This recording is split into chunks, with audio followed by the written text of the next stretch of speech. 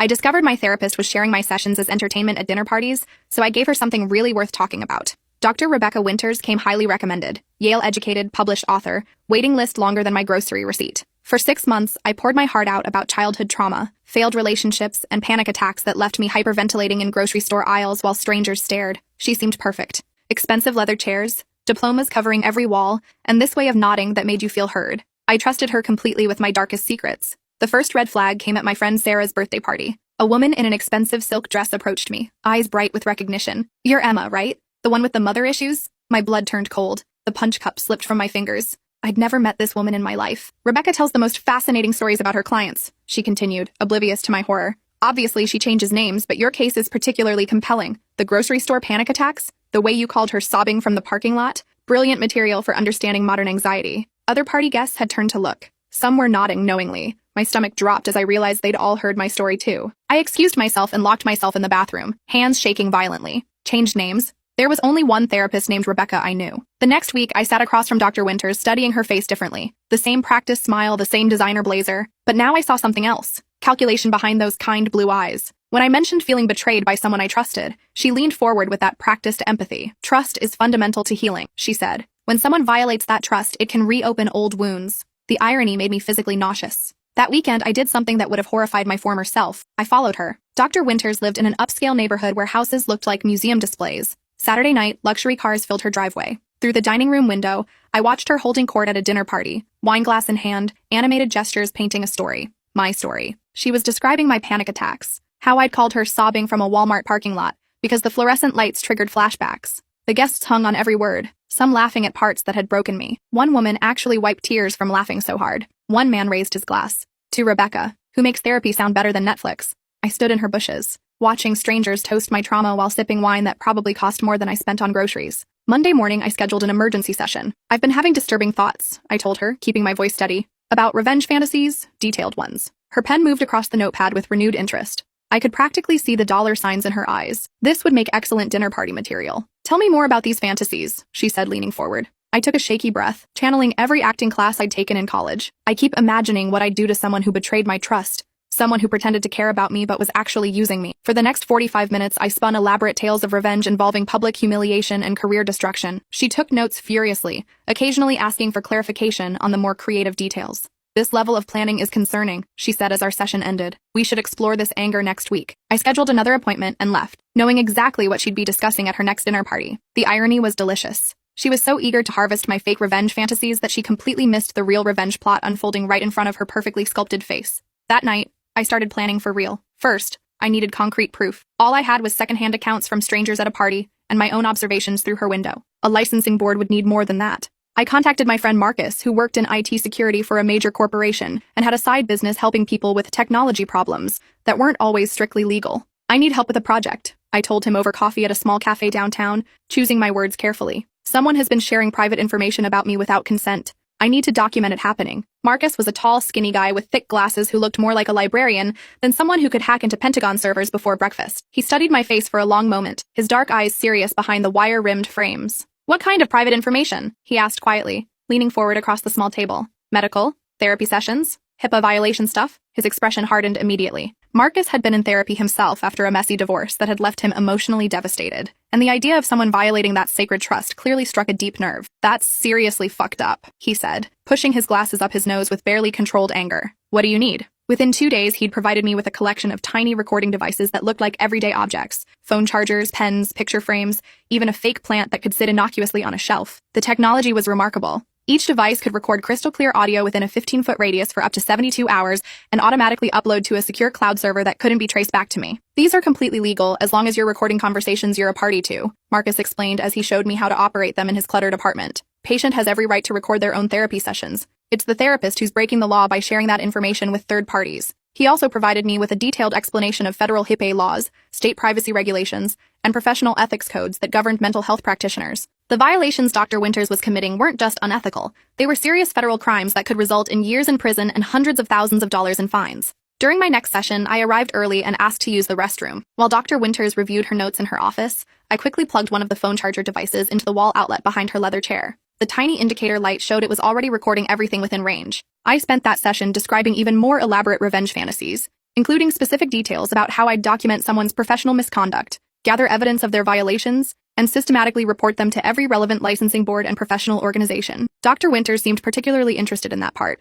asking detailed questions about my imaginary evidence-gathering process with an enthusiasm that made my skin crawl. "It's interesting how methodical your fantasy planning has become," she observed, her pen moving rapidly across the expensive paper. "This suggests a highly organized personality responding to feelings of powerlessness with detailed control fantasies. The specificity indicates these thoughts are serving an important psychological function. Sometimes I imagine recording them," I said, watching her reaction carefully, "catching them in the act of doing something wrong, having proof that no one could deny or explain away." She nodded approvingly, completely missing the irony that she was being recorded at that very moment. "Documentation can provide a sense of validation, even in fantasy," she said with professional authority. "It's the mind's way of creating evidence for experiences that might otherwise be dismissed or minimized by others." 3 days later, I returned to retrieve the device, claiming I'd forgotten my phone charger and needed it for work. Dr. Winters was busy with another patient, so her receptionist, a kind older woman named Margaret who had no idea what her boss was doing, let me grab it quickly from the office. That evening, I settled in with a bottle of wine and my laptop, prepared to listen to every minute of the 72-hour recording. What I heard made me physically sick, but also gave me everything I needed to destroy her career completely.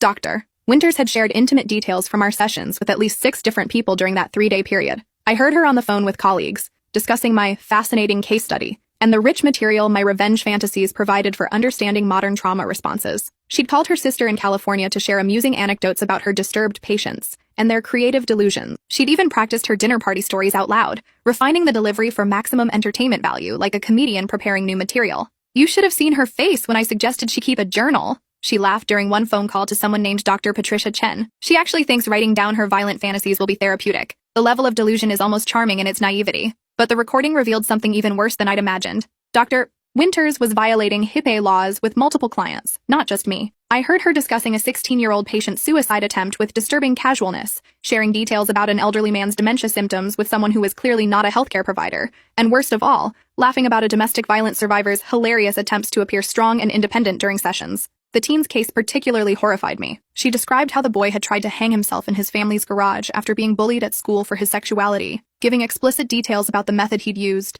and his parents' reaction when they found him. She shared his real name, his school, and enough identifying information that anyone listening could easily figure out who she was talking about. "The parents are in complete denial about his orientation," she told her sister during a 40-minute phone call. "They keep insisting it's just a phase, which is probably why he tried to kill himself in the first place. The whole family is a psychological goldmine. She wasn't just a bad therapist. She was a predator who fed off human misery and had built her entire social life around monetizing other people's pain and suffering." The recording device had also captured something I hadn't expected, a lengthy phone conversation where Dr. Winters discussed her upcoming presentation at the American Psychological Association's annual conference in Chicago. She was planning to use anonymized patient cases as examples in her presentation on innovative approaches to treating complex trauma in modern patients. My case was her star example.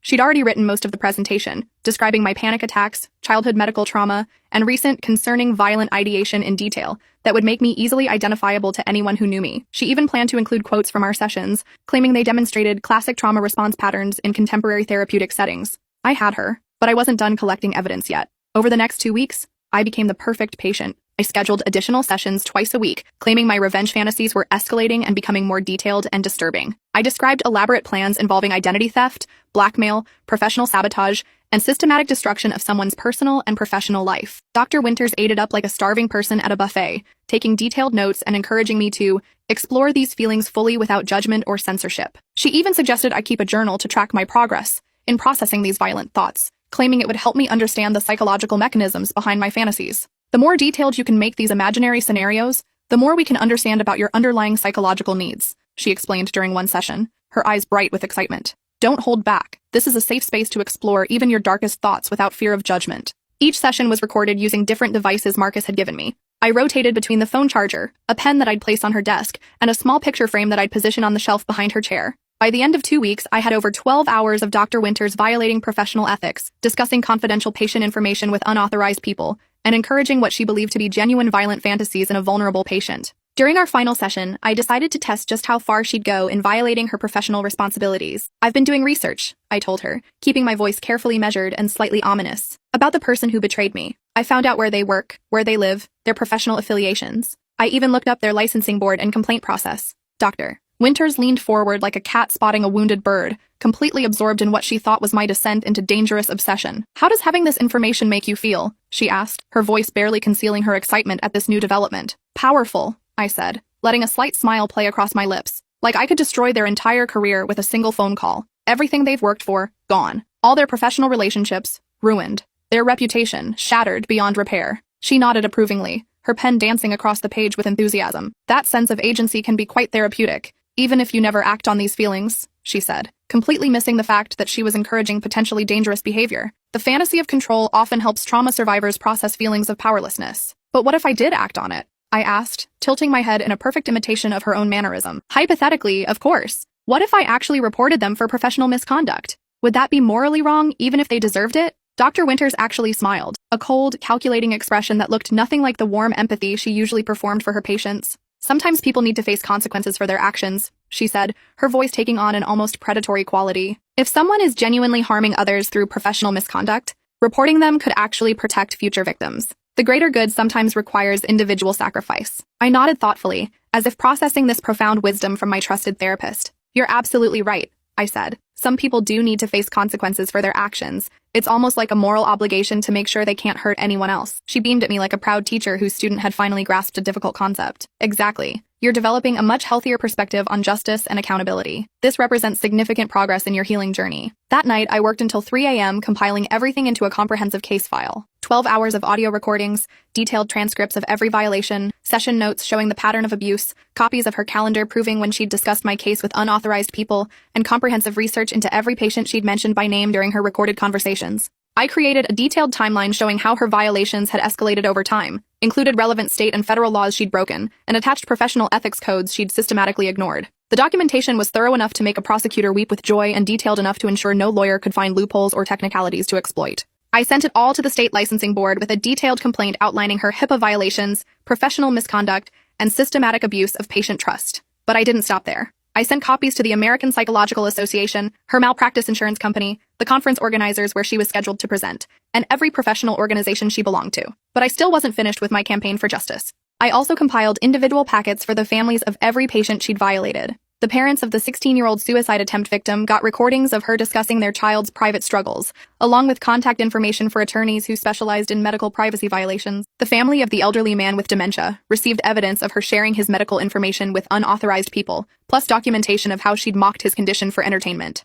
The domestic violence survivor got comprehensive documentation of how her private trauma had been turned into cocktail party entertainment, along with resources for pursuing legal action. Each packet included a detailed explanation of their legal rights, contact information for attorneys who specialized in medical privacy violations, and copies of all relevant evidence organized in a way that would make it easy for lawyers to build cases. Then I called Channel 7 News and asked to speak with their investigative reporting team. "I have documentation of a local therapist systematically violating patient privacy laws," I told the investigative reporter, a woman named Jessica Martinez who specialized in healthcare fraud cases. "Multiple patients, multiple violations, recordings of everything. Are you interested in a story that could expose widespread abuse in the mental health care system?" They were very interested, extremely interested, in fact. 2 days later, my phone rang at 7:30 a.m. Dr. Winters' name appeared on the screen, and when I answered, her voice was tight with barely controlled panic. "Emma," she said, the polished professional veneer completely gone and replaced with raw desperation. "I need to see you immediately. There's been a terrible misunderstanding. People are making accusations that simply aren't true, and I need to explain." "No misunderstanding," I said calmly, sipping my morning coffee and watching the sunrise through my kitchen window. "You violated my trust and the trust of every patient who confided in you. You turned our trauma into entertainment for your dinner parties and professional advancement." "I never used real names in social settings," she said, her voice rising to an almost hysterical pitch. "Everything was completely anonymized and protected by doctor-patient confidentiality. I followed all proper protocols." "You used enough details that complete strangers recognized me at a party," I interrupted, my voice remaining steady and controlled. "And I have recordings of you using real names and identifying information for multiple patients in conversations with unauthorized people who have no legitimate need for that information." The silence stretched for so long, I thought she'd hung up. When she finally spoke, her voice was barely a whisper. "What do you want? Money? I can pay you whatever you need. We can work something out privately without involving the authorities." "I don't want anything from you," I said, feeling a deep sense of satisfaction at her obvious terror. "I already have everything I need to ensure you never hurt another patient again." "Please," she begged, all pretense of professionalism completely abandoned. "I made mistakes, but my career, my reputation, my family, I have children who depend on me. This will destroy everything I've worked for."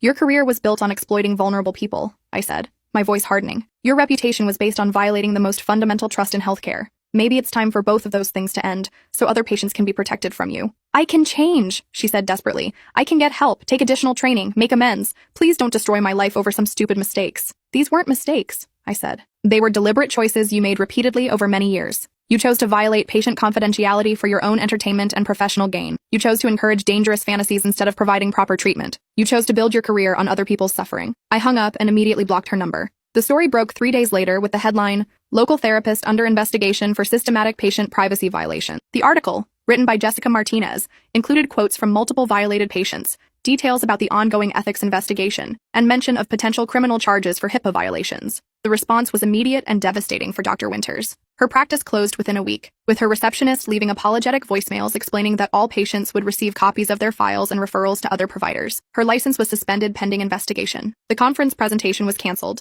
Her malpractice insurance company dropped her after reviewing the evidence I'd provided. The local medical community was buzzing with gossip about the case. Other therapists began frantically reviewing their own practices, terrified of similar exposure. The licensing board announced new mandatory training on patient privacy laws and implementation of random compliance audits. But the real satisfaction came when the criminal investigation began. The district attorney's office assigned a prosecutor who specialized in healthcare fraud. Detective Maria Santos called me to schedule an interview about the case, and when we met at the police station, her professionalism was tinged with obvious anger at what Dr. Winters had done. "I've been working healthcare crimes for 8 years, she told me as we sat in the stark interview room with its fluorescent lights and metal table. "I've never seen documentation this thorough or violations this systematic. You basically built the entire case for us." "I had good motivation," I said simply. The prosecutor, James Mitchell, was a thin man with graying hair who looked like he survived on coffee and righteous indignation. When he reviewed my evidence, his eyes lit up with the kind of enthusiasm prosecutors reserve for slam dunk cases. "Dr. Winters violated federal law repeatedly and systematically," he explained, spreading my documentation across the conference table.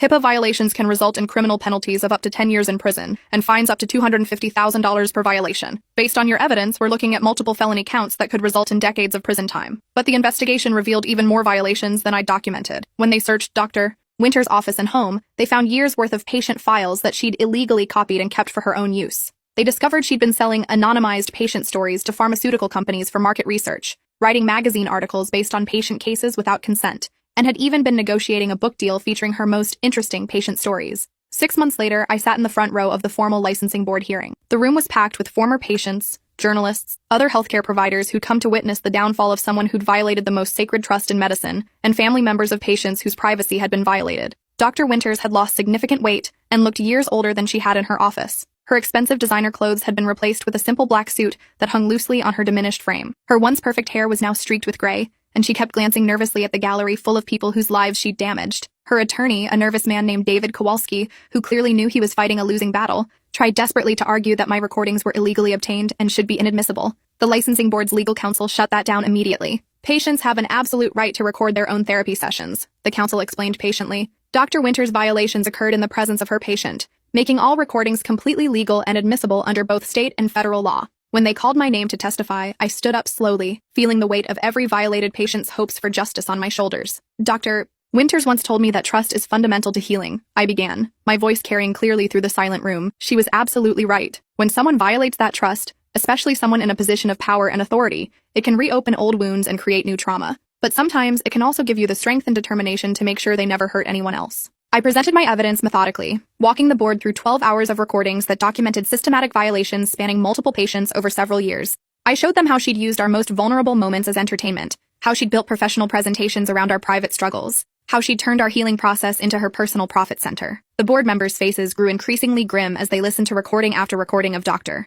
Winters laughing about patient traumas, sharing identifying information with unauthorized people, and treating confidential medical information like gossip to be traded for social currency. Dr. Winters' attorney tried to cross-examine me, suggesting that I'd entrapped his client by fabricating elaborate revenge fantasies specifically to provoke her violations. "So you admit you deliberately created fictional content designed to manipulate Dr. Winters into committing violations?" he asked, clearly thinking he'd found a weakness in my case. I smiled calmly, having anticipated this line of attack. "I told Dr. Winters exactly what she wanted to hear. Stories she could turn into entertainment for her dinner parties," I said. The fact that she encouraged and documented what she believed to be genuine violent fantasies, instead of properly treating them or referring me for appropriate care, only proves how unfit she is to practice therapy. The attorney's face fell as he realized his question had only made things worse for his client. Other patients testified about their own violations. Dr. Winters' former colleagues testified about suspicious conversations and inappropriate disclosures they'd witnessed but failed to report. Even her receptionist, Margaret, testified about the steady stream of personal calls where private patient information was discussed openly. The hearing lasted 3 days, with testimony from over 20 witnesses and presentation of hundreds of pieces of evidence. Dr. Winters herself never took the stand. On advice of her attorney, who knew that anything she said could be used against her in the pending criminal case, the board deliberated for 2 hours. Dr. Rebecca Winters' license was permanently revoked. She was ordered to pay fines totaling $75,000 to the state board and faced additional criminal charges for HIPAA violations that could result in prison time and federal fines exceeding $2 million. As we left the hearing, she approached me in the hallway. Her eyes were red-rimmed and desperate, her previously perfect appearance completely disheveled. "I hope destroying my life was worth your moment of revenge," she said bitterly, her voice shaking with rage and desperation. I looked at her calmly, feeling nothing but cold satisfaction and complete vindication. "I didn't destroy your life," I said. "Your choices destroyed your life. I just documented them and made sure the people you hurt knew what you'd done to them. You were supposed to be my patient, not my judge and jury. You're right. I was supposed to be your patient, but you turned me into your entertainment instead. You had a choice every single time you shared my private information. You chose to violate my trust for your own amusement." Her face crumpled as the full weight of her situation finally hit her. "I never meant for anyone to get hurt. It was just, people liked the stories. It made me popular at parties. I felt important." "You felt important by making other people's pain into your personal comedy show," I said. "Every laugh you got was at the expense of someone who trusted you with their deepest trauma." A year later, I received a call from Detective Santos with the final update on the criminal case. Dr. Winters had pleaded guilty to 12 felony counts of HIPAA violations to avoid a trial that would have resulted in even harsher penalties. She'd received 3 years in federal prison and been ordered to pay restitution totaling $1.8 million to her victims. But more importantly, my case had opened floodgates of accountability throughout the mental health care system. 3 more former patients from her previous practice in Portland had come forward with similar complaints. The investigation revealed she'd been violating patient confidentiality for over a decade, using her clients' most vulnerable moments as party conversation and conference material across multiple states. The Federal Bureau of Investigation had taken over the case, treating it as organized healthcare fraud. They discovered an entire network of healthcare providers who'd been sharing patient information inappropriately, and several other therapists and doctors were now under investigation for similar violations. The licensing boards in 5 states had launched investigations into Dr. Winters' past practices and those of her associates. Her former colleagues were being questioned about what they knew and when they knew it. The entire mental health care system was implementing new oversight procedures, mandatory reporting requirements, and random compliance audits to prevent similar violations. I never went back to therapy after that experience, not because I didn't need it, but because I learned something more valuable than any session could teach me. Sometimes the best healing comes from refusing to let people get away with hurting you and making sure they can't hurt anyone else. The nonprofit I started, Patient Privacy Protection, now helps other victims of healthcare privacy violations navigate the legal system and fight back against providers who abuse their trust. We've helped secure convictions against 12 healthcare providers and recovered over $5 million in damages for violated patients. Last month, I was invited to speak at the American Psychological Association's annual conference, the same conference where Dr. Winters had planned to present my case as entertainment. I stood at the podium where she would have stood and told the real story of what happens when healthcare providers violate patient trust. The audience was silent throughout my presentation. When I finished, they gave me a standing ovation that lasted 5 minutes. After my speech, a young woman approached me. She was crying. "My therapist shared my eating disorder story at her book club," she said. "I thought I was crazy for being upset about it. Thank you for showing me I wasn't wrong to feel violated." I gave her my card and connected her with one of our attorneys. Some people collect stamps. Some people collect coins. Some people collect vintage wine or rare books. Dr. Rebecca Winters collected other people's pain and trauma, hoarding our most vulnerable moments like trophies to be displayed for social currency. But I collected something much more valuable: justice, accountability, and the satisfaction of knowing that a predator could no longer hurt the people who trusted her most. The best part? Every time someone Googles her name now, they find articles about her crimes. Every potential future patient she might have exploited will know exactly what kind of person she really is. Every dinner party she might attend will include people who know she's a convicted felon who betrayed the most sacred trust in healthcare. Her reputation, which she cared about more than her patients' well-being, is permanently destroyed. And that, as she might say if she were still licensed to practice therapy, is quite therapeutic indeed.